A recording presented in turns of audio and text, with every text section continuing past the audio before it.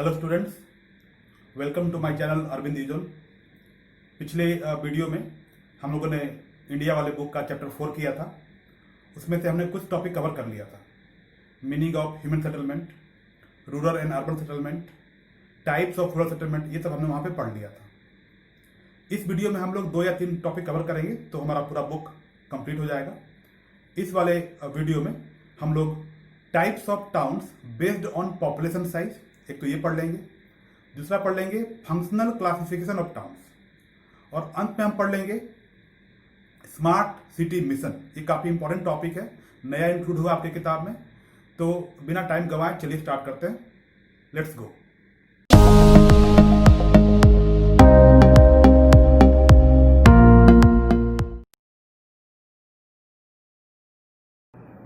Towns based on population, जनसंख्या के आधार पर नगरों के प्रकार।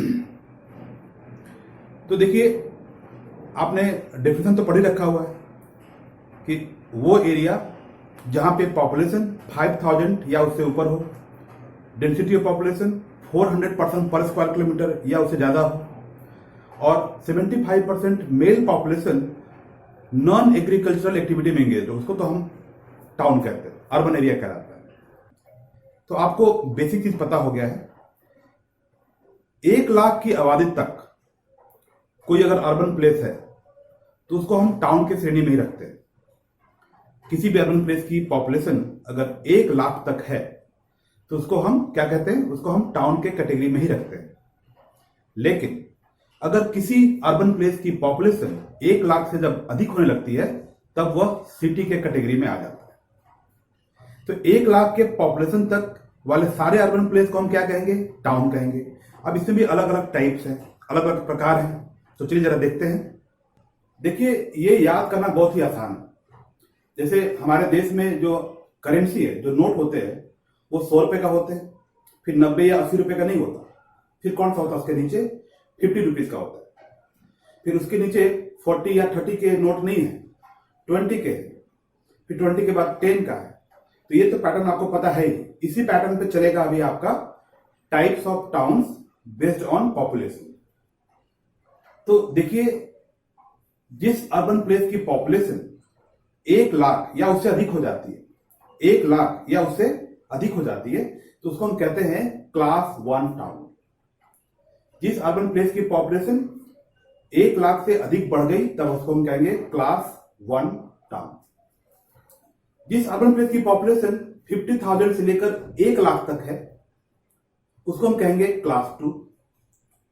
तो 50 से 1 लाख, 50,000 टू 1 लाख कहलाएगा क्लास 2 टाउन। उसके फिर से नीचे आते हैं next category, 20,000 to 50,000, 20,000 to 50,000 population, ये कहलाएगा क्लास 3 टाउन।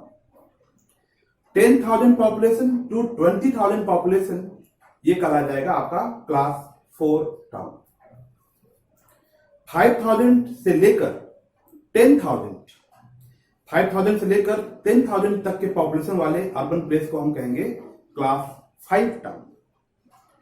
और ऐसे सारे अर्बन प्लेस जिनकी पॉपुलेशन 5,000 से कम है उनको हम कहेंगे क्लास 6 टाउन। Class 6 town. आपके दिमाग में क्वेश्चन आ रहा होगा कि सर, एक अर्बन प्लेस में तो मिनिमम 5,000 पॉपुलेशन चाहिए, तो फिर ये क्लास 6 कैसे हो सकता है जिसकी पॉपुलेशन 5,000 से कम हो? तो आपको याद होगा, मैंने बताया था एक टर्म्स एंड कंडीशन कि ऐसा कोई भी प्लेस जहां पे कोई म्युनिसिपैलिटी हो या कोई मिलिट्री कैंटोनमेंट हो, वहां अगर पॉपुलेशन 5,000 से कम भी है तब भी उसको हम अर्बन प्लेस ही कहेंगे, गवर्नमेंट उसको अर्बन प्लेस ही मानती है। तो जिस अर्बन प्लेस की पॉपुलेशन 5,000 से कम है क्लास 6, 5,000 से लेकर 10,000 तक है तो क्लास 5 टाउन्स, 10,000 से लेकर 20,000 तक है तो क्लास 4 टाउन, 20,000 से लेकर 50,000 तक है तो क्लास 3 टाउन्स, 50,000 से लेकर 1 लाख है तो क्लास 2 टाउन्स, और 1 लाख से भी ज्यादा है तब कहेंगे उसको हम क्लास 1 टाउन। तो आपको ये जो 6 मैंने बताया कैटेगरी, क्लास 1 से लेकर क्लास 6 तक, ये समझ में आ रहा है। अब आगे देखते हैं। वो सारे अर्बन प्लेस जिनकी पॉपुलेशन अगर 10 लाख हो जाती है या 10 लाख से ऊपर हो जाती है तो उसको हम कहते हैं मिलियन सिटी। मिलियन का मतलब होता है 10 लाख। तो आप ऐसे भी कह सकते हैं कि जिस अर्बन प्लेस का पॉपुलेशन 10 लाख हो जाता है या उससे अधिक हो जाता है तो उसको हम क्या कहेंगे, उसको हम मिलियन सिटी कहेंगे। और भारत में कई बार उसको हम मेट्रो सिटी के नाम से भी बुलाते हैं। ठीक है, तो all urban places having population more than 10 lakh or 1 million or more than that will be called as million city. And if population has become more than 5 million, if population of any urban place has become more than 5 million or 50 lakhs, it will be called as mega city. अगर किसी urban place की population 50 lakh से भी ज्यादा हो जाती है तब उसको हम क्या कहते हैं, उसको हम कहते हैं मेगा सिटी। तो जरा फिर से एक बार देख लेते हैं। अगर किसी अर्बन प्लेस की पॉपुलेशन 1 मिलियन हो गया है यानी कि 10 लाख हो गया है तो कहेंगे मिलियन सिटी। और किसी अर्बन प्लेस की पॉपुलेशन 5 मिलियन से ज्यादा हो गया है या 50 लाख से ज्यादा हो गया है तो क्या कहेंगे उसको हम कहेंगे मेगा सिटी। अब जो बात मैं बताने जा रहा हूं वो बहुत ही इंपॉर्टेंट है क्योंकि कई बार वो एग्जाम में आ चुका है, सीबीएसई बोर्ड एग्जाम में आ चुका है। और ये टर्म है urban agglomeration. Urban agglomeration example के तौर पे आप देख सकते हैं मुंबई अर्बन एग्लोमरेशन या New York urban agglomeration, UA capital में लिखते हैं। तो ये अर्बन एग्लोमरेशन क्या है, थोड़ा इसको समझते हैं। देखिए क्या होता है कि जब कोई एक बड़ा शहर होता है, कोई बड़ा नगर होता है, जैसे आप कोलकाता ले लीजिए या मुंबई ले लीजिए या दिल्ली ले लीजिए, और उसके आसपास भी कुछ और भी शहर विकसित होने शुरू हो जाते हैं। तो पहले तो ये 2 शहर या 3 शहर के बीच काफी गैप होता है, वो एक दूसरे से काफी दूर होते हैं, फिजिकली अलग होते हैं। लेकिन समय के साथ साथ जब इन शहरों का विकास होता है, इन शहरों का फैलाव होता है और नए नए टाउन्स और नए नए कॉलोनीज, कुछ इंडस्ट्रीज, कुछ यूनिवर्सिटीज, रेलवे कॉलोनीज ऐसे और फैलने लगते हैं, तो क्या होता है कि अगल बगल के 1-2 टाउन जो थे, जो पहले उससे अलग थे, मुख्य शहर से, मेन सिटी से एकदम से अलग थे, फिजिकली बहुत दूर थे, अब वो दूर नहीं रहे। आपको लगेगा ही नहीं कि ये पहला जो मेन सिटी हमारा है ये कहां पे खत्म हो रहा है और दूसरा सिटी कहां से शुरू हो रहा है, वो सब आपस में जुड़ जाते हैं। तो ऐसे एक बड़े से नगरीय समूह को, ऐसे एक बड़े से अर्बन ग्रुप को हम कहते हैं अर्बन एग्लोमरेशन। तो जहां पर एक तो हो गया मुख्य शहर, एक हो गया हमारा मेन सिटी आप कहेंगे, और साथ ही साथ उसके अगल बगल 1 या 2 स्मॉल जो अर्बन प्लेस है वो भी उसमें ऐड हो गए, तो ये कहलाएगा अर्बन एग्लोमरेशन। अगर इसका डेफिनेशन देना हो तो ये डेफिनेशन आप यहां पर देखकर आप लिख सकते हैं। An urban agglomeration may have 1 or 2 towns with its continuous outgrowth. Outgrowth include railway colony, university campus, port area, cantonment and military area, etc. Mumbai is the largest urban agglomeration. तो इस तरीके से आपने देख लिया कि पॉपुलेशन के आधार पर कैसे हम अलग अलग अर्बन प्लेस के अलग अलग नाम देते हैं। अब जो नेक्स्ट टॉपिक है, जो नेक्स्ट वर्ड है अर्बन प्लेस का, और वो है fort town, FORT, fort town. देखिए भारत एक ऐतिहासिक देश है, भारत एक प्राचीन देश है और भारत के कई सारे हिस्से में किले बने हुए हैं। तो ऐसा कोई नगर जो अपने किलों के लिए जाना जाता है, यानी जहां पे कोई आज एक ऐतिहासिक किला हो और उस किले के आसपास, उसके अगल बगल या उसके चारों तरफ एक नगर का विकास होना शुरू हो जाता है, तो वैसे नगरों को, वैसे सिटी को हम कहते हैं फोर्ट टाउन। आप आगरा का एग्जांपल वहां लिख सकते हैं। आगरा फोर्ट है, आगरा फोर्ट है, वहां पर ताजमहल भी है और आगरा फोर्ट के आसपास पूरा आगरा नगर बसा हुआ है, तो आगरा कहां आ जाएगा, आगरा आ जाएगा आपका फोर्ट टाउन कैटेगरी के अंदर। और एक और टाउन कहते हैं हम गैरिसन टाउन, ये भी काफी इंपॉर्टेंट है और कई बार एग्जाम में पूछा जाता है गैरिसन टाउन। गैरिसन टाउन क्या है, देखिए भारत में जहां भी मिलिट्री का बेस है, जहां भी आर्मी को रखा जाता है, जहां पे आर्मी की ट्रेनिंग होती है, उनके क्वार्टर्स बने होते हैं, उनकी फैमिली वहां पे रहती है, तो वो जो एक कैंपस होता है जहां पर मिलिट्री के लोग, उनके फैमिली, आर्म्स एंड एम्युनिशन रहते हैं, वहां वो ट्रेनिंग करते हैं, उसको भी आप जानते हैं कि अर्बन प्लेस ही कहा जाता है। तो वैसे अर्बन प्लेस को हम कैंटोनमेंट टाउन कहते हैं। कई बार उसका नाम आर्मी कैंटोनमेंट भी होता है। तो महू MHOW, इसका पूरा नाम है मिलिट्री हेडक्वार्टर ऑफ वार। इसके अलावा उधमपुर, जालंधर, इनको हम कहते हैं कैंटोनमेंट टाउन्स। तो इस तरीके से ये टॉपिक को आप समझ सकते हैं कि टाउन्स पॉपुलेशन के आधार पर पहले 6 क्लास होते हैं, क्लास 1, 2, 3, 4, 5, 6। उसके बाद मिलियन सिटी, उससे बड़ा मेगा सिटी, और उससे भी बड़ा अर्बन एग्लोमरेशन। यानी सबसे बड़ा अर्बन प्लेस किसको कहेंगे हम? Urban agglomeration. इसका बेस्ट एग्जांपल किसको दे सकते हैं भारत में? मुंबई को। दिल्ली को भी आप लिख सकते हैं, क्योंकि देखिए दिल्ली, फरीदाबाद, नोएडा, गुड़गांव, अभी सब ये अलग अलग आपको दिखाई नहीं पड़ेगा। आपको लगेगा कि लगभग ये पूरा एक ही शहर। अगर आप ऊपर से एरोप्लेन से जा रहे हो तो कहीं भी कोई आपको गैप दिखाई नहीं पड़ेगा। अभी सभी के सब एक जैसा ही दिखाई पड़ेगा। यानी एक तो मुख्य शहर दिल्ली हो गई, और दिल्ली के अगल बगल ये जो स्मॉल स्मॉल टाउन थे एक जमाने में, जो अब बड़े होकर विकसित होकर सब दिल्ली में मर्ज हो गए। तो ये बड़ा सा जो एक अर्बन प्लेस बन गया, जिसमें एक मुख्य शहर है और कई अन्य और भी शहर हो जाएंगे।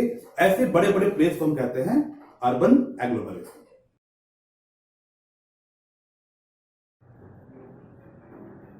तो इस टॉपिक में हम लोग बात करेंगे अर्बनाइजेशन इन इंडिया। सबसे पहले हम जानेंगे कि किसको हम कहते हैं urbanisation. Urbanisation means process of becoming urban. एक प्रक्रिया है जब कोई देश रूरल से अर्बन में कन्वर्ट होना शुरू हो जाता है, चेंज होना शुरू हो जाता है।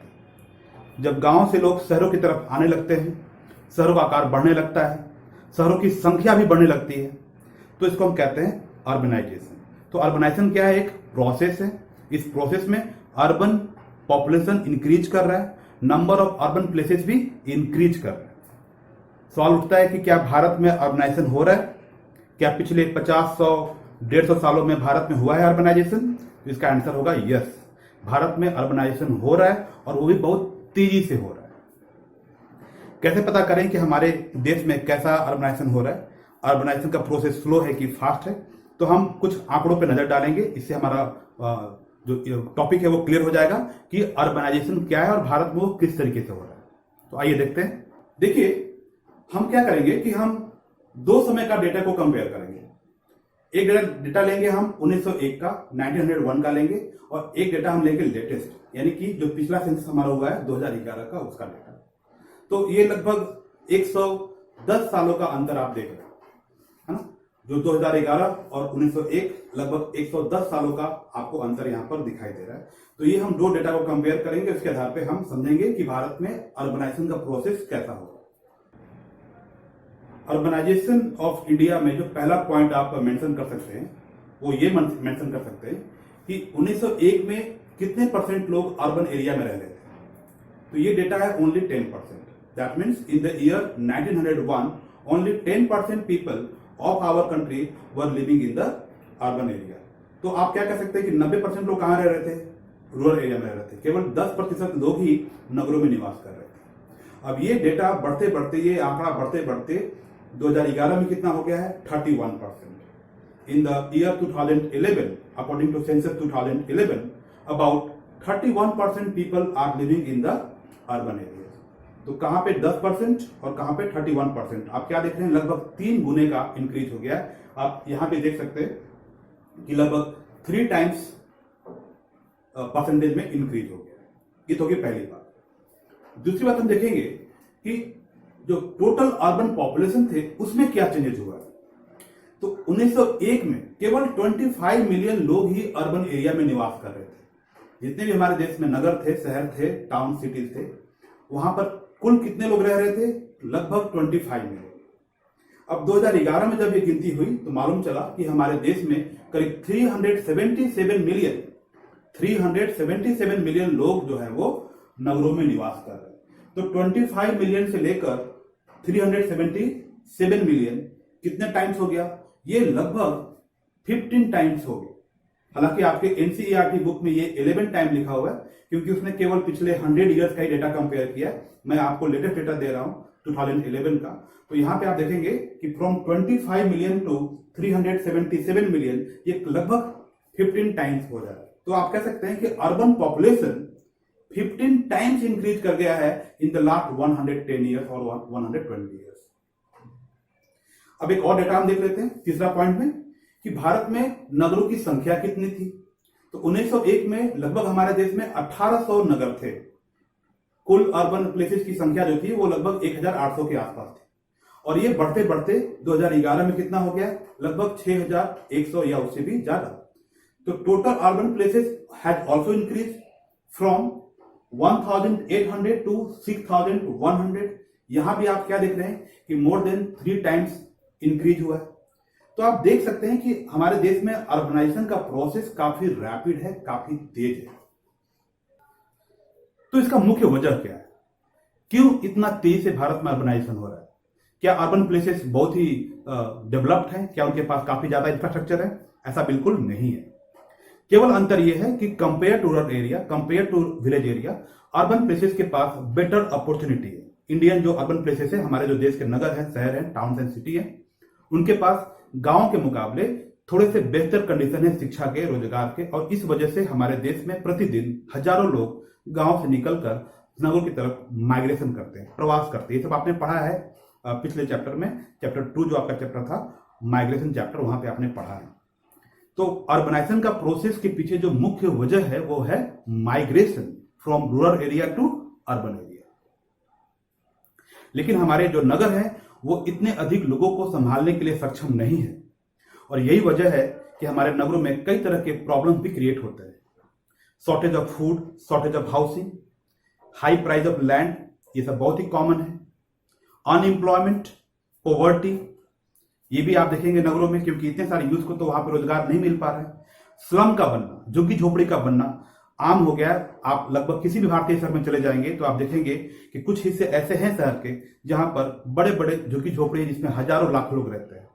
मुंबई का धारावी दुनिया का या एशिया का, आप कह सकते हैं एशिया का सबसे बड़ा स्लम है, जहां पर करोड़ों लोग रह रहे हैं।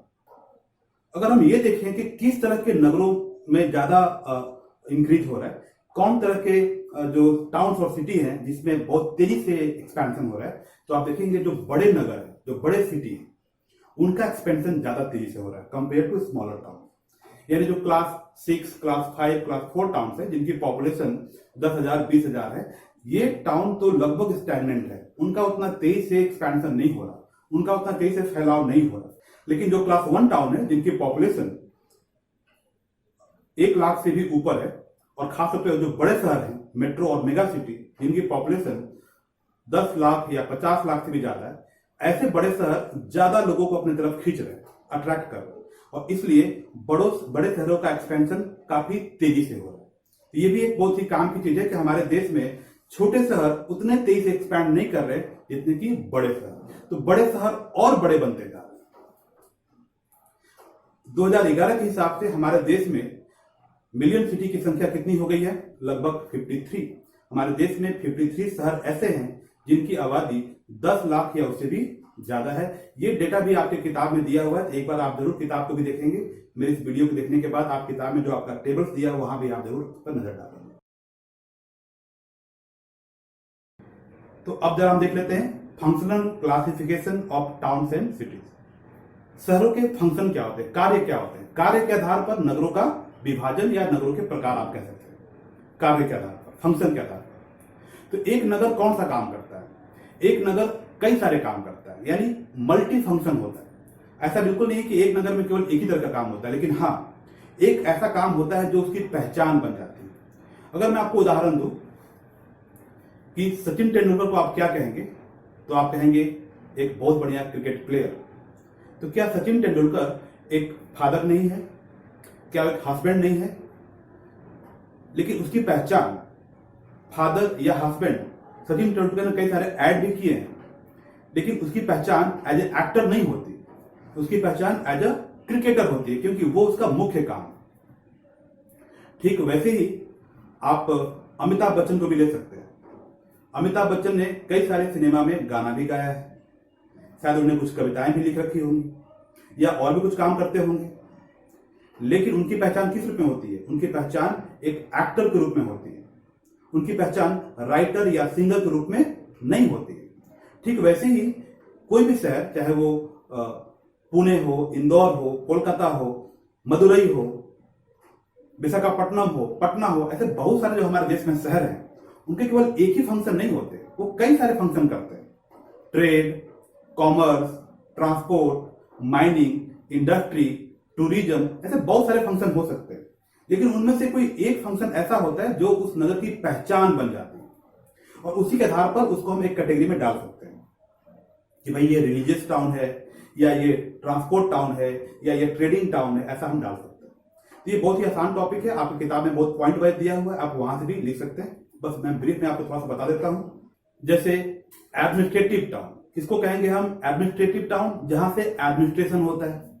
जितने भी कैपिटल्स हैं हमारे राज्यों के, जैसे मान लीजिए गुजरात का कैपिटल है गांधीनगर, हाँ, उड़ीसा का है भुवनेश्वर, बिहार का है पटना, इनको हम क्या कहेंगे? इनको हम कहेंगे एडमिनिस्ट्रेटिव टाउन, क्योंकि यहाँ से एडमिनिस्ट्रेशन होता है। यहाँ पे चीफ मिनिस्टर का ऑफिस होगा, उनका निवास स्थान होगा, गवर्नर का निवास स्थान होगा, इसके अलावा और भी कई तरह के गवर्नमेंट ऑफिसेस होंगे, इनको हम कहेंगे एडमिनिस्ट्रेटिव टाउन। नेक्स्ट ले लेते हैं इंडस्ट्रियल टाउन। इनको हम कहेंगे इंडस्ट्रियल टाउन, जहां पर किसी खास तरह की इंडस्ट्री होगी, आयरन स्टील हो, कॉटन टेक्सटाइल हो, फर्टिलाइजर हो, सीमेंट हो। दुर्गापुर एक इंडस्ट्रियल टाउन है, क्योंकि यहाँ पर स्टील की इंडस्ट्री है। इसके अलावा और भी कई सारे आप एग्जाम्पल दे सकते हैं इंडस्ट्रियल टाउन के। इसके अलावा आप देख सकते हैं एजुकेशनल टाउन, जो शहर अपने शिक्षा के लिए जाने जाते हैं, उनका नाम पूरे देश में फेमस है, उनको हम कहेंगे एजुकेशनल टाउन। जैसे कि वाराणसी बीएचयू के लिए फेमस है, अलीगढ़ है ना, पिलानी, बिट्स पिलानी के लिए, उसके लिए फेमस है। तो इन बातों के लिए आप देख रहे हैं किस तरह से हम नगरों का क्लासिफिकेशन कर सकते हैं। रिलीजियस टाउन, जहां पर कोई धर्म का कोई मंदिर हो, कोई मस्जिद हो, गुरुद्वारा हो, उनको हम कहेंगे रिलीजियस टाउन। जैसे कि हरिद्वार हो गया, जैसे कि अमृतसर हो गया, गोल्डन टेम्पल, है ना। तो इस तरीके से आप ये टॉपिक कवर कर सकते हैं, बहुत ही आसान है। आप किताब से इसको 5-6 पॉइंट इसको आप लिख सकते हैं। तो अब जो हमारा टॉपिक है, ये लास्ट टॉपिक है इस किताब का, लेकिन लास्ट है, लेकिन सबसे इंपॉर्टेंट टॉपिक है। ये टॉपिक पहले किताब में नहीं दिया हुआ था, लेकिन इस बार ऐड किया गया है, नए वाले किताब में ऐड किया गया है। ये टॉपिक है smart city mission. Smart city, आपने कई बार सुना होगा कि हमारे देश में हमारे वर्तमान प्रधानमंत्री श्री नरेंद्र मोदी, उनका काफी एक महत्वाकांक्षी प्रोजेक्ट चल रहा है। उन्होंने निश्चय किया है कि हमारे देश के लगभग 100 शहर को, 100 जो 100 सिटीज हैं, उनको स्मार्ट सिटी में कन्वर्ट करेंगे, उनको हम स्मार्ट सिटी बनाएंगे। तो ये काफी इंपॉर्टेंट प्रोजेक्ट हमारे देश में चल रहा है, और अगर ये सक्सेसफुल हो जाता है तो कुछ नगरों की कायाकल्प ही बदल जाएगी, वो एकदम से नए आपको दिखाई पड़ेंगे, उनमें काफी सब कुछ ठीक ठाक हो जाएगा। तो सबसे पहले हम समझेंगे कि ये स्मार्ट सिटी का मतलब क्या है। स्मार्ट का मतलब क्या है?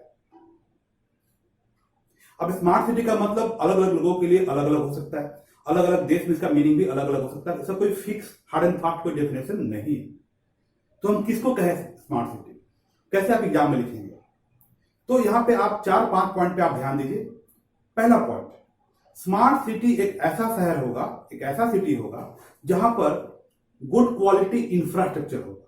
पहला पॉइंट है ये, गुड क्वालिटी इंफ्रास्ट्रक्चर होगा।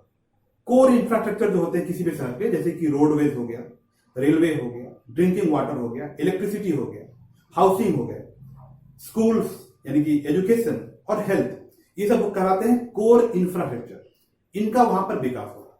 तो जो स्मार्ट सिटी होंगे वहां पर health, education, employment, market, transport, electricity, drinking water, इन सब की फैसिलिटी होगी। ये होगी पहली बात। जो दूसरा इंपॉर्टेंट पॉइंट यहां पर लिखेंगे वो लिखेंगे क्लीन एंड सस्टेनेबल इन्वायरमेंट। जो हमारे देश में 100 स्मार्ट सिटी बनेंगे या बनने वाले, शायद बन भी रहे हैं, उनकी पहचान की जा रही है, वहां पर कैसा इन्वायरमेंट होगा? क्लीन और सस्टेनेबल इन्वायरमेंट होगा, यानी कि पॉल्यूशन फ्री इन्वायरमेंट होगा। वहां पर air pollution, water pollution, noise pollution को मिनिमाइज किया जाएगा। उसका प्लानिंग कुछ इस तरीके से किया जाएगा ताकि लोगों को ये पोल्यूशन का सामना न करना पड़े। ये हो जाएगा तो दूसरा पॉइंट। जो तीसरा पॉइंट है वो ये है कि लोगों को एक डिसेंट क्वालिटी ऑफ लाइफ दिया जाएगा। The people who are living in the smart city will have decent quality of life. एक अच्छा जीवन वो बिता सके, एक सुखमय जीवन वो बिता सके। वहां पे लॉ एंड ऑर्डर हो, पीस हो, पहले भी पॉइंट बताया कि वहां पे पोल्यूशन ना हो, ऐसा एक इन्वायरमेंट वहां पर क्रिएट किया जाएगा।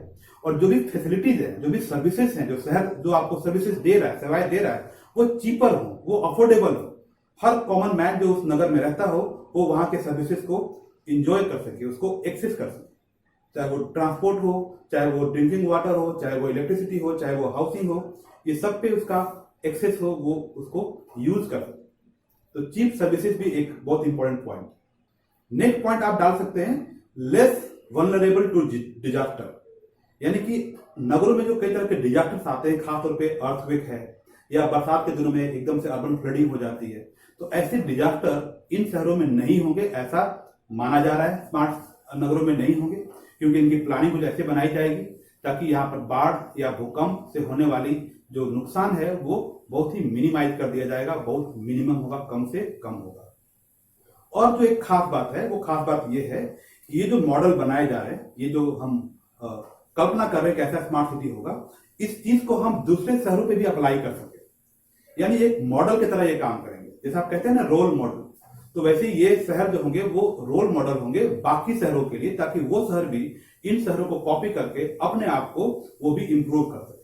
तो भारत में 100 नगरों को चुना जाएगा और ये चुनने की प्रोसेस चल रही है।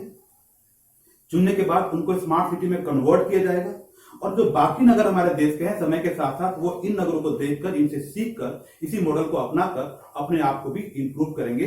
इसी को हम कहते हैं स्मार्ट सिटी मिशन। ठीक है, इसमें भुवनेश्वर का नाम है, रांची का भी नाम है, इसके अलावा और भी कई सारे, अहमदाबाद है, पुणे है, सूरत है, इन सभी का नाम है। जयपुर और उदयपुर राजस्थान में इनका भी नाम है। तो उम्मीद करते हैं कि आने वाले समय में ये स्मार्ट सिटी केवल कागजों पे न रहे और ये सही में बने और हम आप सभी खुशमय जीवन बिताए। तो यहाँ पे हमारा ये चैप्टर खत्म हो जाता है। उम्मीद है कि आपको ये चैप्टर, ये टॉपिक, ये वीडियो काफी अच्छा लगा होगा। अपना ख्याल रखिएगा, पढ़ाई करते रहिएगा। Thank you very much.